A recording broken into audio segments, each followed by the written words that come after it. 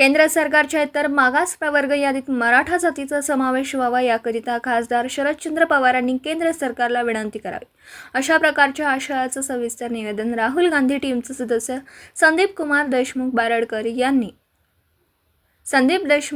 तरोडेकर यांनी पुणे येथे भेटून त्यांच्या हाती सादर केले।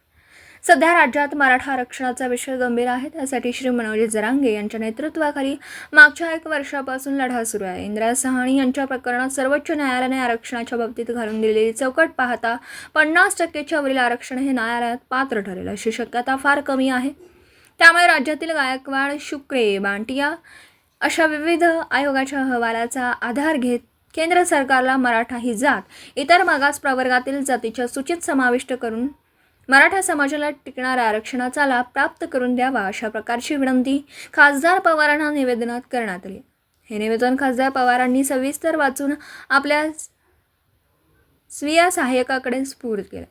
बांटिया आयोगानुसार राज्यात ओबीसी लोकसंख्या ही जवळपास 38% आहे, तर राज्यात 38% ओबीसींना 32% आरक्षण आहे। राज्यात आरक्षण न प्राप्त असलेली मराठा लोकसंख्या ही जवळपास 26% आहे।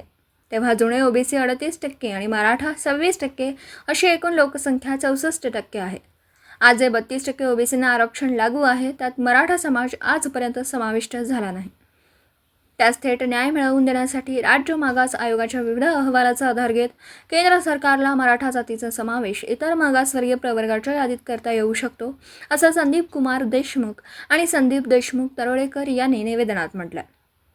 राज्य मागास आयोगाचा अहवाल केंद्रीय मागासवर्गीय आयोगाने मान्य करून त्यावर संसदेच्या बहुमताची मोहर घेतल्यास राष्ट्रपतीच्या स्वाक्षरीने मराठा जात केंद्राच्या ओबीसी जात समूहात समाविष्ट होईल आणि मराठा समाजाला कायमस्वरूपी टिकणारे आरक्षण मिळेल अशी प्रतिक्रिया निवेदनकर्त्यांनी दिली।